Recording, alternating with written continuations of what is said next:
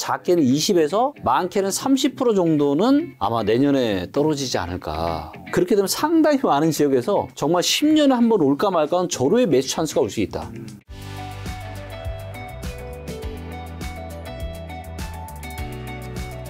자, 그럼 내년 얘기하셔서 네. 가장 중요한 질문이죠. 집가 어디까지 언제까지 떨어지는지랑 그다음에 내년 한 해만 놓고 일단 전망도 한번 해주신다면. 네. 일단 요거는 네. 아파트 이 실거래가 캔들 차트를 가지고 네. 말씀을 좀 드려보겠습니다. 자, 이제 보시면 서울의 이제 실거래가가 이제 2020년 한 초중반부터 급격하게 상승했습니다. 그러니까 그리고 이거는 코로나와 임대차 3법이 없어서 이렇게까지 못 올랐어요. 그러니까 이 가격은 완전 잊으셔야 됩니다. 2020년 중순부터 21년의 가격은 거의 이거는 그냥 잊으셔야 돼요, 이거는. 머릿속에서. 그럼 이제 이때서 한 전용 면적당 기준으로 지금 평당 3,500 정도가 거의 맥스라고 생각하시고 여기서부터 이제 떨어진 걸 생각을 하셔야 되는데 저는 이 가격이 저는 어디까지 떨어져야 우리가 관심을 좀 가져야 되냐. 저는 2017, 18년 이 정도 평당 2,000 전용 면적 기준으로 그러면 지금 3,000 초반이니까 한 1,000 정도가 더 빠져야 되는 거잖아요. 네. 그러면 3,000에서 2,000 되는 거니까 지금으로부터도 한 30% 더 떨어져야 되는 거죠. 지금부터 또 30% 정도 더 떨어질 수 있다. 30%는 더 떨어져야 17, 18년 가격 정도 되는 거죠. 지금 이게 서울 기준인가요? 서울 기준입니다. 네. 그래서 이 실거래가 기준으로 봤을 때는 한 30% 정도는 지금보다 더 떨어져야 그래야 우리가 좀 이제는 사볼만 하겠다라는 그런 이야기가 나올 것 같고요. 경기도도 비슷합니다. 경기도도 한 1,100 정도, 17, 18년이면 한 1,000에서 1,200 정도거든요. 근데 지금 이제 한 1,400 조금 안 되니까 여기서도 마찬가지로 한 20에서 한 30% 정도 더 떨어져야 되는 거고요. 인천 같은 경우는 지금 입주 폭탄이 있거든요. 올해 이제 입주 물량이 훨씬 더 많은데 인천이 이제 좀 더 많이 좀 떨어지지 않을까 싶습니다. 그래서 근데 인천은 이제 보시는 것처럼 사실 뭐 15, 16, 17년을 그렇게 크게 오르지는 못했어요. 그렇기 때문에 17, 18년도 가격이라고 하면은 뭐 한 900 정도 평당? 요 정도까지는 떨어져야 되는 거죠. 그런데 지금 1300 가까이 정도 되니까 1250 정도 되니까 900까지 떨어지면 여기도 이제 30% 이상 떨어져야 되는 거죠. 그래서 수도권이나 상당한 뭐 광역시 기준으로는 작게는 20에서 많게는 30% 정도는 아마 내년에 떨어지지 않을까. 그렇게 예상을 좀 하고 있고요. 하지만 일부 지방은 또 달라요. 지방은 좀 더 빠르게 기회가 올 수 있습니다. 자, 이 부분은 먼저 충남을 한번 보겠습니다. 충남. 자, 충남은 올라가다가 분위기가 안 좋으니까 덩달아 같이 떨어지고 있죠. 물론 입주量조금 있지만. 근데 보시면 가격이 2013년, 13, 14, 15, 16, 17, 18, 19년까지 거의 오른 게 없어요. 보시는 것처럼. 이때 평당 가격이 550에서 600이었습니다. 근데 지금 이미 얼마예요? 이미 600 초반까지 왔어요. 그럼 여기서 좀만 더 떨어지면 평당 550까지 오겠죠. 자, 그럼 이 가격은 언제적 가격이에요? 2013, 14년 가격이에요. 자, 그런데 2013, 14년에 아파트를 짓는 원가와 지금의 원가는 어떻죠? 하늘과 땅 굉장한 차이가 있습니다. 지금은 원자재 가격도 굉장히 상승을 많이 했고 인건비도 상당히 상승을 많이 했습니다. 그렇기 때문에 충남 같은 경우는 여기서 조금만 더 떨어지면은 상당히 메리트 있는 가격이라고 보고 있고 저는 충남 같은 경우는 입주 물량이 조금 있어요. 그렇기 때문에 그 영향 때문에 아마도 2010년, 11년 가격까지도 저는 떨어질 수 있다. 평당 500. 그럼 지금부터 600이 조금 넘은 거니까 한 20%, 15에서 20% 정도 더 떨어질 수 있다고 보고 있거든요. 근데 혹시라도 만약 그렇게 떨어지면 어떻게 되는 거예요? 이때는 지금 10년에 한 번 올까 말까 한 절호의 매수 찬스죠. 아니 지금 2010년, 11년 가격까지 떨어지면은 완전 땡큐죠. 사는 분 입장에서는. 그렇죠. 자, 그런데 이게 충남만 그렇지 않습니다. 자, 충북도 보여드릴게요. 충북도 어때요? 충북도 14년에 평당 600 찍고 쭉 내려와서 평당 500 초반까지 내려왔다가 쭉 올라서 750 근처까지 갔다가 지금 분위기가 안 좋으니까 덩달아 같이 떨어지고 있는데 평당 600이면요. 이때가 2014년 연말이에요. 그러니까 14년 가격까지 떨어지는 거예요. 근데 분위기가 전체적으로 안 좋으니까 같이 덩달아서 떨어지는 거거든요. 아마 내년에 금리가 어찌됐건 지금보다는 좀 더 올라갈 거기 때문에 이런 악영향, 그 다음에 경기에 대한 이런 어떤 악영향, 이런 부분들 때문에 더 떨어질 걸로 봐요. 근데 만약에 평당 500까지 떨어졌다. 500 근처까지 떨어졌다. 이거는 무슨 얘기죠? 이 가격은 2011년 가격입니다. 그러면은 이거는 진짜 10년 한번 있을까 말까 엄청난 기회인 거죠. 이런 관심을 두실 만한 지역들을 제가 말씀드리면 충남, 충북, 그 다음에 경남 보겠습니다. 경남도 차트가 비슷하죠. 경남 여기서 좀만 더 내리면 2010년대 초반 가격이에요. 그 다음에 경북도 마찬가지입니다. 경북도 지금 그렇고요. 그 다음에 전북 전북도 평당 450에서 500이면 완전 찐바닥이거든요. 여기서 좀만 더 떨어지면은 500에서 450까지 내려오는 거죠. 그리고 제주도도 보시면 요때 이제 한번 급등을 한번 했고, 예, 요 가격대 평당 1000에서 1200을 상당히 오랜 기간 이렇게 횡보를 했었습니다. 근데 지금 제주도는 입주 물량까지 지금 없거든요. 거의 없는데 지금 분위기가 안 좋아 덩달아 같이 떨어지고 있는데, 만약에 제주도도 전용 면적당 기준이에요. 이거는 전용 면적당 기준으로 평당 만약에 1000까지 내려온다라면은 이 가격은 이제 2015년, 16년 초반 가격이다. 상당히 메리트가 있을 수밖에 없다. 그 가격 밑으로 이제 떨어질 수 있지 않을까 많은 시청자분들이 궁금해하실 텐데, 그거는 그때 당시 인건비랑 원자재 가격과는 지금이 너무 다르기 그렇죠. 때문에 그 밑으로 떨어질 확률은 저는 떨어질 수도 있다라고 봐요. 일시적으로. 네. 특히나 이제 만약에 지금 뭐 내년에 큰 뭔가 크래시가 올 수도 있다고 경고하시는 분들도 있잖아요. 저도 제가 다양한 데이터로 봤을 때 그럴 수 있는 가능성이 저는 상당히 많이 엿보이거든요. 그래서 만약에 그렇게 되면은 또 한 번 쓰나미가 또 한 번 발생하겠죠. 그러면 그때는 뭐예요? 정말로 그렇게 되면 상당히 많은 지역에서 정말 10년에 한 번 올까 말까 한 절호의 매수 찬스가 올 수 있다. 제가 작년 10월 달에 제가 말씀드렸죠. 지금이 10년에 한 번 올까 말까 한 절호의 매도 찬스다. 네, 그리고 그때가 진짜 절호의 매도 기회가 맞았었고요. 근데 언제가 될지는 모르겠지만 혹시라도 제가 또 나와서 지금 10년에 올까 말까 한 절호의 매수 찬스다라고 할 수도 있습니다. 자, 그러면 다른 지역도 한번 볼까요? 조금 더 파고 네. 들어와서 부산은요? 네, 부산을 좀 보겠습니다. 5대 강력시 보겠습니다. 자, 부산은 아직은 그래도 괜찮은 것 같아요. 좀 잘 버티고 있죠. 네네. 네, 잘 버티고 있는데 부산도 지금은 분위기가 안 좋아지고 있어요. 자, 부산 쪽으로 한번 넘어가 보겠습니다. 왜냐면 우리가 가격을 하나만 놓고 보면은 우리가 이거는 지금 실거래가만 가지고 한 거잖아요. 그렇기 때문에 좀 더 이제 호가라든지 이런 데이터들을 가지고 보시면 좀 더 좋을 것 같고요. 자, 일단 1000세대 이상만 제가 이제 보여드린 건데, 예, 여기 보시면 두산 더 제니스 위브 아파트를 보도록 하겠습니다. 자, 이거는 호가가 진짜 별로 안 떨어졌네요. 보시면 거의 안 떨어졌어요. 크게 변화가 없습니다. 근데 이제 평균 호가 기준으로는 여기다 한 17.5% 정도. 여기 이제 보시면은 한때는 뭐 35호까지 호가가 있었잖아요. 근데 지금은 이제 최고 호가도 30호까지 떨어졌고 최저 호가도 이때보다는 좀 더 떨어진 모습이고요. 근데 전반적으로는 왜냐면 평이 크기 때문에. 자, 이 정도가 아니라 30평대 대중전 평을 한번 가보겠습니다. 여기도 호가가 한 7.8% 정도. 1년 기준으로는 21% 정도 지금 동부올림픽 타운이 떨어졌고요. 자, 그 다음에 뭐 이쪽에 센텀, 얘가 더 비싸네요. 부산 더샵 센텀 포레 아파트 여기로 가보겠습니다. 여기도 지금 최근 6개월 동안 17.6%의 호가가 떨어졌어요. 그러니까 부산도 지금 호가가 떨어지고는 있어요. 하지만 실제로 거래되는 게 별로 없다 보니까 지금 이렇게 지금 나오고 있는 이런 상황들이고요. 근데 부산도 저는 제가 이제 기준점을 제가 말씀드릴게요. 언제 가격을 기준점으로 삼으셔야 되냐면 물론 지역마다 조금씩 다르긴 한데 그래도 2017년에서 2018년 정도 가격까지 떨어지게 되잖아요. 그러면 실거주 하실 분들은 그때는 좀 적극적으로 고민을 해보셔도 되지 않을까. 물론 이제 좀 더 발바닥, 좀 더 싸게 사려고 하시는 분들은 좀 더 다양한 데이터들을 보고 의사결정해야 되겠지만, 나는 그냥 뭐 한 무릎에서 허벅지 정도의 이런 비싸지 않게 사는 정도 실거주라면 하시겠다 하시는 분들은 2017년, 18년 정도 가격이면은 저는 충분히 적극적으로 고려해볼 만할 것 같고, 부산 기준으로는 평당 한 900에 1000 정도 되는 겁니다. 자, 울산으로 가볼까요? 네. 자, 울산도 보시면은 2019년 초중반에 바닥 찍고 올라갔다가 지금 이제 분위기가 안 좋으니까 같이 지금 떨어지고 있죠. 그래서 한 요때가 이제 한 평당 800 정도 됐을 때가 2015, 16, 17, 18년 정도 요 정도 되거든요. 여기서 평당 800에서 조금씩 왔다 갔다 한 거예요. 그러니까 평당 800 정도면 2015년 연말 정도 가격까지 떨어지는 거거든요. 근데 여기서 지금 조금만 더 떨어지면은 그 정도 가격이 될 수가 있겠죠. 그래서 울산도 아마 조금은 더 떨어질 수도 있을 것 같아요.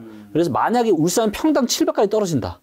이 정도까지 떨어질 수 있다고 보거든요, 저는. 그러면 이때 가격은 평당 700은 2012년, 13년의 가격입니다. 그러면은 그래도 실거주 하시는 분들은 좀 사보셔야 되는 거 아닌가. 자, 그럼 대구는요? 네, 대구를 보겠습니다. 굉장히 안 좋은데 실거래가 기준으로는 그래도 생각보다 최고가가 한 1,155만 원 정도 됐는데 지금이 이제 한 1,000 정도 돼요. 그러니까 한 15% 정도 지금 실거래가 기준으로 떨어진 걸로 나오고 있습니다. 마찬가지로 부산도 요 정도, 한 800 정도, 평당 800. 요 정도가 대구에 관심을 좀 가져볼 만한 가격대가 되지 않을까 생각을 하고 있는데, 자, 이것만 보시면 안 되고 또 이제 저는 이제 내년에 이제 가장 많이 떨어질 때가 어디냐? 그러니까 가격도 있지만 우리가 이제 어떤 부동산 가격에 영향을 주는 데이터들이 상당히 또 많이 있잖아요.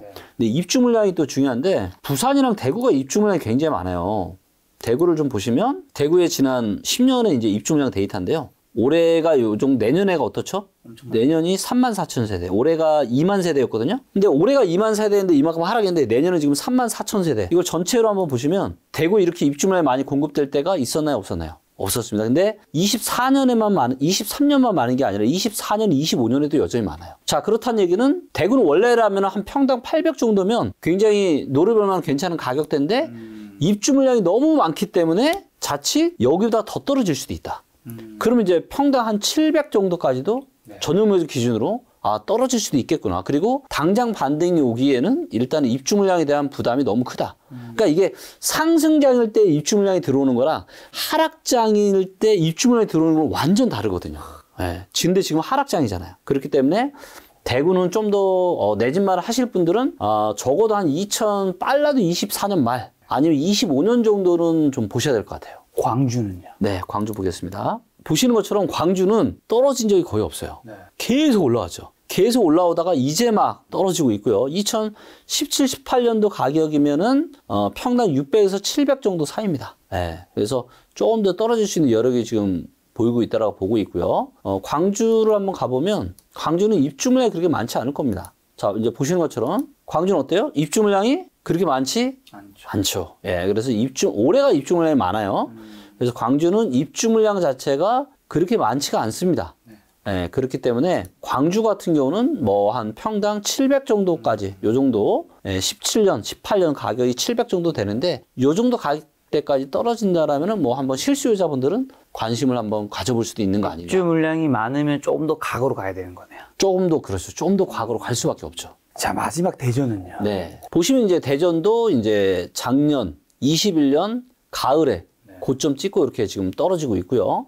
전용 면적 기준으로 평당 지금 1000까지 떨어졌습니다. 네, 그래서 2017, 18년도 가격이면은 700에서 800 정도 선 되는 거거든요. 그러니까 만약 800까지 떨어진다라면 지금부터도 한 20%가 더 떨어져야 되는 거죠. 대전은 이제 세종이랑 좀 같이 봐야 되는데 왜냐면 붙어 있기 때문에 대전 같은 경우가 이제 공급이 보시는 것처럼 꽤 많아요. 그러니까 23년 내년에는 별로 없는데 24, 25년이 상당히 좀 많이 있고요. 반면에 세종은 보시는 것처럼 입주 물량이 별로 없습니다. 예, 세종은 입주 물량이 별로 없기 때문에 이거를 이제 과연 어떻게 할지. 근데 이제 가격적인 메리트가 있다라면은 입주 물량이 사실 많은 거는 그게 그렇게 큰 문제는 아니거든요. 그래서 또 세종 같은 경우는 가장 먼저 또 떨어진 지역 중에 하나잖아요. 그래서 세종은 한 내년, 세종대전은 한 24년 어느 즈음부터는 좀 적극적인 관심을 좀 두셔도 되지 않을까, 그렇게 생각합니다. 제가 요즘에 이제 드는 생각 중 하나가 부동산에서 이제 실거주는 이제 언제 사도 괜찮다라는 말이 요즘에 저는 이게 아닐 수 있겠구나. 절대 아닙니다. 이게 상승장이 너무 오래되다 보니까 언제 사도 괜찮다라는 말이 이제 좀 괜찮다는 생각을 좀 많이 했었는데 그 답변이 좀 많았잖아요. 근데 이 하락장을 겪을 때 어디까지 하락할지도 모르는데 함부로 사면 큰일 날 수 있겠다는 생각이 좀 들었고, 거기에 대한 이제 대표님 의견도 좀 궁금하고, 그 다음에는 어쨌든 지금 만약에 이제 집을 사신 분들은 지금 떨어지더라도 결국에 그분들을 가장 지탱해주는 그 많은 분들이 전문가들이 멘트 있잖아요. 집값은 결국에는 우상향 한다. 요즘에는 저는 이것도 이게 항상 적용되는 게 맞겠지라고 아직까지 생각하고 있긴 한데 이것도 과연 맞는지 어떻게 보세요? 저는 제가 단도직입적으로 한번 여쭤볼게요. 자, 본인이라면 실거주를 만약에 2021년 고점에 샀다. 어떨 것 같습니까? 그렇게 얘기하시는 분들한테 제가 한번 여쭤볼게요. 본인이 만약에 실거주를 그때 샀다. 지금 그러니까 여러분들이 명심하셔야 되는 게 뭐냐면요. 내 집 마련에 대한 이 의사결정은 인생에서 가장 중요하고요. 이게 내 인생을 완전 나락으로 떨어뜨릴 수도 있어요. 요즘 여기저기 PD수첩이니 여기저기서 많이 나오잖아요. 지금 연끌하신 분들의 이런 실제 사례들이 굉장히 많이 나오고 있는데요. 예를 들어서 이제 실예로 담보대출 40%, 4억에 신용대출 부부가 합산 소득이 높으니까 신용대출 2억을 끌어서 갖고 있던 돈 4억이랑 10억짜리 아파트를 샀어요. 근데 이 10억짜리가 지금 7억이 됐습니다. 자, 그럼 내 재산 상황 어떻게 되는 거죠? 내 전재산 원래 4억이었잖아요. 대출 6억이 있고 1억이 됐는데 그동안 이자가 어떻게 됐어요? 이자 냈죠? 보유세 냈죠? 취득세 냈죠? 부동산 복비 냈죠? 이거 어떻게 돼요? 그리고 만약에 이 돈을 그냥 은행에 놔뒀으면 내가 몇 퍼센트를 얻죠? 지금 4, 5%는 받을 수 있잖아요. 이런 기회비용까지 감안을 하면은 진짜 엄청난 격차가 벌어지는 거죠. 더군다나 근데 만약에 7억에서 하락이 멈추면 괜찮은데 이 7억으로 떨어진 게 만약에 5억이 됐다 내년에. 그러면 나는 어떻게 되는 거예요? 내 전재산 4억은 싹 다 날아가고 이자도 그리고 빚만 남아있는 거예요. 그냥 말 그대로 인생이 파탄이 납니다. 파탄. 자, 이런 상황이 지금 벌어지고 있는데 실거주는 언제나 옳다. 그게 아닐 수 있겠다 생각이 요즘 들더라고요, 저는. 아닐 수 있다가 아니야. 아니에요. 내 집 마련만큼 큰 투자 있나요? 없죠. 없잖아요. 일반 사람들 입장에서 그게 인생에서 제일 큰 투자죠. 제일 큰 투자죠. 주식 투자도 하지만 주식 투자를 내 집 마련하듯이 무슨 막 5억, 10억, 몇십억씩은 안 하잖아요. 네네. 가장 중요한 투자입니다, 인생에서. 그렇기 때문에 실거주도 어떻게 해야 된다? 최소한 허리 밑에서는 해야죠. 허리 밑에서. 허리 밑에서. 좋은 표현이네요. 네. 근데 제가 2020년 연말부터 제가 경고했잖아요. 지금 어깨 이상이다, 지금. 어깨 이상에서는 사면 안 되는 거예요. 왜? 그러니까 예를 들어서 2020년에 샀으면 좋았겠죠. 언제까지? 한 1년 정도, 21년 가을까지 좋았을 겁니다. 내가 좀 그때 못 파니까. 그렇죠. 근데 지금 어떻게 됐어요? 그렇기 때문에 부동산에 대한 의사결정을 할 때는 제가 지금 뭘 만들고 있냐면요. 투자 체크리스트를 만들고 있어요. 자, 과연 지금 부동산 투자해도 되는가? 체크리스트. 그 다음에 서울에 투자해도 되는가? 투자 체크리스트. 그 다음에 강남구에 투자해도 되는가? 투자 체크리스트. 그 다음에 강남구에 지금 뭐 예를 들면 음마아파트에 투자해도 되는가? 체크리스트. 이런 각 단위별로의 투자 체크리스트를 지금 만들어 놨고 아마 내년 정도에는 제가 자동화를 아마 하지 않을까 싶어요. 네. 그러면 내 인생의 가장 중요한 의사결정을 물론 인사이트 좋으신 너무 좋은 전문가분들이 많으세요. 물론 그분들의 이야기도 참고를 하겠지만 최소한 투자 체크리스트에 있는 이런 정도는 우리가 보고 의사결정하는 게 맞지 않나. 네. 네. 그래서 내 집 마련은 언제나 옳다는 절대로 아니고 그런 말씀 하시는 분들 중에서도 저는 실제로 본인 집을 그렇게 하시는 분들은 한 번도 본 적이 없다. 자, 그러면 집값은 결국 우상이 한다. 이거는요? 집값은 결국 우상이 한다. 이거는 맞습니다. 자, 이거는 맞는데, 자, 이게 왜 맞는지를 제가 데이터적으로 설명을 해드리도록 하겠습니다. 그냥 말이 아니라. 요즘에 이제 워낙 떨어지니까. 네. 우상향도 아닌 거 아니야라고 생각하시는 분이 조금씩 늘어나더라고요. 맞습니다. 자, 그런데, 갑자기 제가 기분이 좋아졌네요. 네. 왜냐면 지금 거품이 급속도로 빠지고 있네요. 지금 최근에 데이터가 업데이트 됐는데. 자, 요 파란색 선이 뭐냐면 요게 통화량 데이터예요. 통화량은 앞으로도 계속 늘어날 가능성이 높겠죠. 그죠? 왜? 그 누구도 내 월급이 줄어드는 걸 원치 않아요.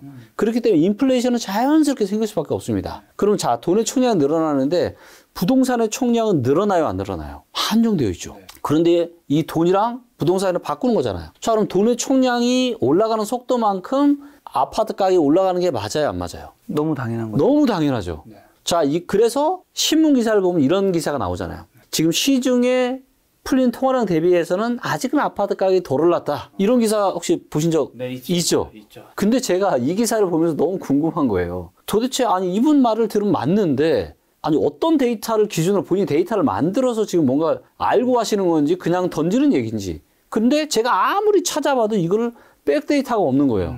그래서 제가 궁금해서 통화량 대비한 아파트 시가총액 데이터를 제가 직접 만든 겁니다.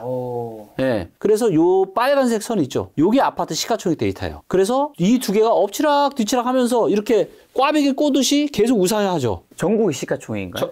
예, 전국의 시가총액이요. 네. 꽈배기 꼬듯이 계속 우상향하죠. 네. 자, 그런데 이 격차를 나타내는 게 뒤에 막대 그래프거든요. 네. 2007년 초반에 122%, 즉 전체 통화량이 100이라면 아파트 시가총액이 120인 거예요. 그러니까 전체 통화량보다 아파트 시가총액이 더 많아서 고평가됐던 거죠. 근데 이 수치가 언제 기록을 했냐면 2020년 3월 달에 이 수치가 똑같아졌어요. 그래서 제가 2020년 초부터 이제는 수도권은 사면 위험하다는 얘기를 제가 했던 거고. 왜? 아니 전국 정보가 똑같잖아요, 지금. 위험하다는 얘기죠. 시중에 풀린 통화량 대비해서 아파트의 가격이 많이 올랐다. 근데 코로나가 터졌죠. 자, 코로나 터지면서 임대차 3법 터지면서 통화량도 많이 늘었죠. 네. 아파트 시가총액 올라가서 훨씬 더 빨랐죠. 그러면서 역사상 가장 이 격차가 심해진 거예요. 자, 그러면 이 격차가 다시 줄어들 수밖에 없겠죠. 네.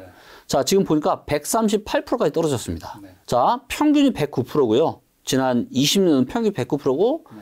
보시는 것처럼 파란색인 통화량보다 아파트 시가총액이 더 밑으로 떨어질 때가 보이죠. 네. 저는 이때를 기다리고 있습니다. 이때야말로 연끌해야 된다. 이때야말로 절대 겁내지 마시고. 네. 근데 보니까 그 시가총액이 통화량보다는 밑으로 확 떨어지는 거는 거의 없네요. 이게 이제 시가총액 위로는 올라가는데 그렇죠. 밑으로는 완전 맞아요. 많이 떨어지시는데 그렇죠. 조금만 떨어져도 위로 가장 많이 올라오네. 떨어졌을 때가 88%. 요때가 2004년이었거든요. 네, 통화량보다 아파트 시가총액이 훨씬 낮았던 거죠. 그래서 지난 과거의 평균은 또 한 11% 정도. 그리고 아파트 시가총액은 대부분은 수도권이잖아요. 서울, 경기거든요. 그렇기 때문에 이 아파트 통화량 대비 아파트 시가총액 데이터를 가지고 의사결정을 하실 때는 어디 참고를 하셔야 되냐? 서울과 경기 주요권을 의사결정할 때 이 데이터를 보셔야 되는 거고요. 아마도 이 데이터가 이 밑으로 이제 저는 내년에 이 밑으로 오지 않을까. 내년이나 내후년 정도에는. 그럼보다 그때부터는 물론 몇 가지 다른 변수를 고려는 해야 되지만 상당히 내 집 마련하기에 너무 좋은 시기가 오고 있다. 그래서 저는 사실 개인적으로 내년이 너무 기대가 됩니다.